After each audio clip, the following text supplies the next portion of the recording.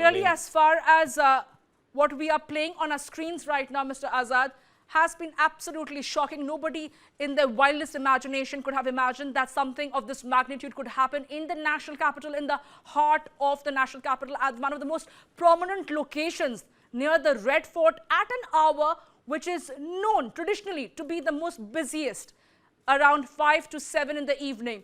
How do you look at what unfolded yesterday? It appears to be a carefully crafted strategy, way by which this entire explosion was carried out for maximum damage and impact.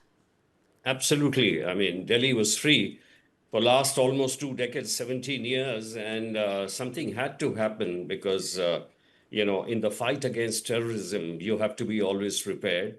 And something like this, which is, detonated by the bomber himself, because he was himself in the car. And the reason why you said it was there for 3 hours, it was only because it was being driven out at a time when there is a peak traffic.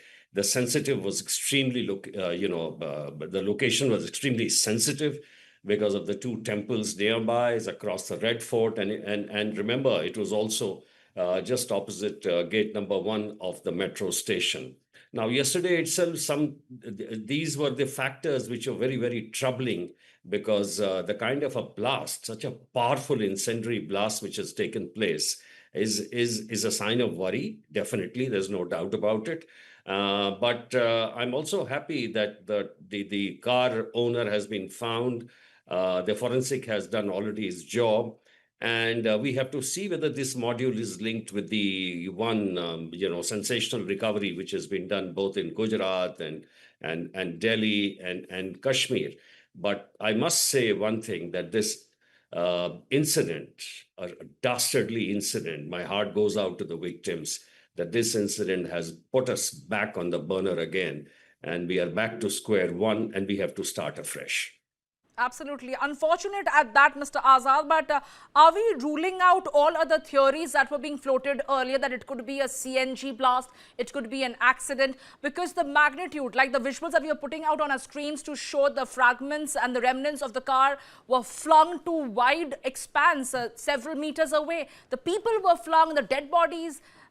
It had been one of the most shocking and most horrifying episodes that those who were eyewitness to this entire blast yesterday had ever seen before. But I have to ask you, Mr. Azad, that since Section 16 and Section 18 of the UAPA have been invoked, are we still waiting for the government to term this as a terror attack?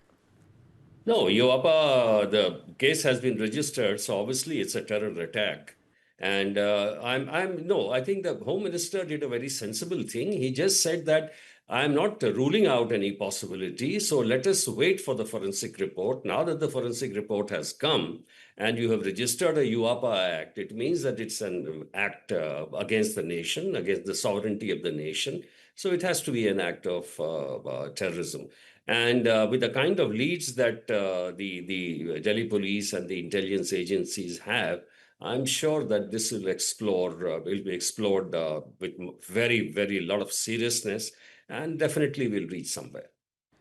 But Mr. Azad, how do you look at the modus operandi? I was having a discussion with Mr. Rajan Kochar earlier, and we were also talking about how it appears that terror outfits, the modules, and those terror suspects seems to be constantly improvising themselves, from trying to be the hardened criminals to now trying to tap on those like doctors and professors who are earlier seen like in plain sight, like any one of us from the crowd as a civilian. They are the ones who are being indoctrinated. They are going to be the ones who are going to be used to try and transfer large cache of arms and explosives found at their residences. And now, of course, we are looking at this one, Dr. Omar.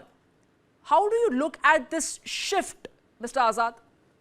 You see, I would say it's a real total shift, because, radicalization attempts have been going on from before.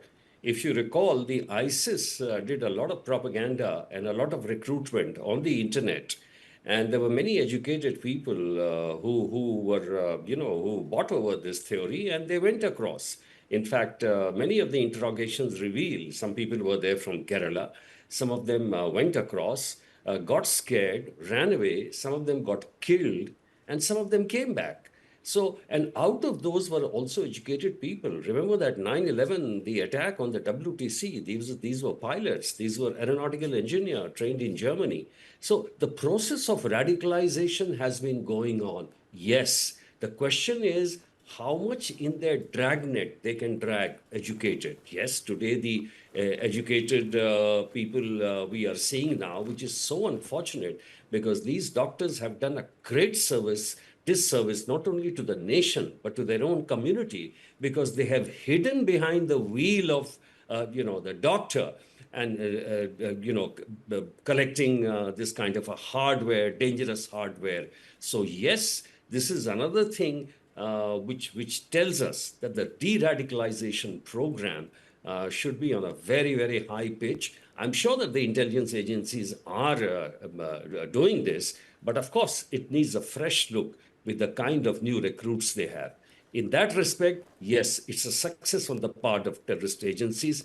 They always gain an inch, by doing this, but then the security agencies catch up with them. And I'm sure we'll be able to do it this time also.